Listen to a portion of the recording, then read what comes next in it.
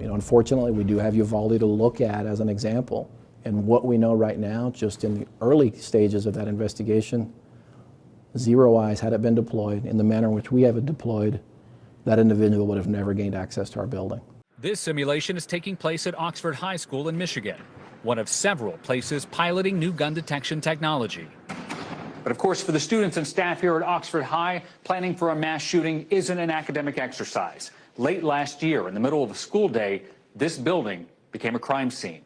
We are following horrible breaking news out of Michigan, yet another school shooting. The gunfire erupted this afternoon at a school just north of Detroit. The suspect fired multiple shots. There's multiple victims. Less than a year ago, a gunman shot and killed 4 fellow students and wounded others. The tragedy prompted additional security measures, including piloting ZeroEyes technology on some existing cameras throughout the campus. We knew someone bad was in the building, and we didn't exactly know where they were to find them on the cameras.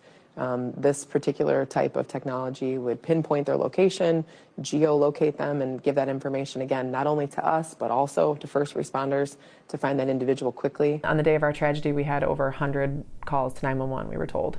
And this would bypass all of that. It would just go right to the dispatch screen. Oxford officials have spent months looking through dozens of security companies and strategies, but always with the students' mental health in mind, working to keep the school a school and not a fortress. And that's the thing about safety and security, is that the more safe and more secure a facility is, the less welcoming, the less inviting, and really the less likely the students are to learn and enjoy themselves when they feel that way, when they're constantly bombarded with thoughts of being unsafe.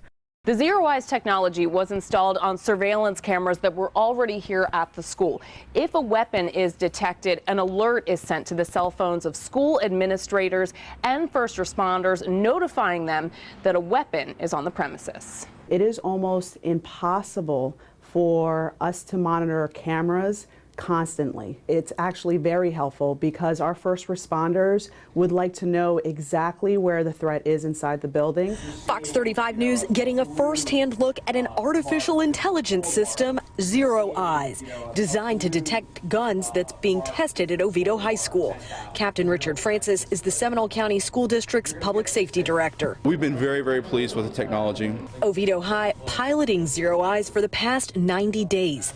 Sheriff Dennis Lima watching the presentation, his first impression. Seeing this and seeing ZeroEyes, it seems to have a remarkable potential of increasing and enhancing some of the security practices and measures that we already have in place. Superintendent Walt Griffin says the district hasn't had any recent problems with weapons in schools, but wants to stay ahead of the issue. This would be a way to save lives and to give the police, our SROs, our school administrators, the information that they need. The big things that are out there, a school shooting is one of those things that no one ever wants to have. But that doesn't mean that we don't prepare to prevent those. Gunshot detection is big. Typically, technology tells us when a gunshot goes off, it can give you the profile of that firearm or that weapon, and it can give you a location based upon those devices that are listening. From a school district standpoint, while that might be beneficial, it's too late. We got a problem already when that gunshot went off. And so we've been looking for a number of years from that time. We want to be able to respond and react before the gunshot. Research tells us that 90+ attacks, that firearm is visible to public before that firearm is fired. ZeroEyes works in that gap. If it catches the butt of a firearm, the hand grip of a firearm, it triggers an alert. There's a human loop in that, literally sitting inside a control room, staffed by former military, special forces individuals that recognizes that alert.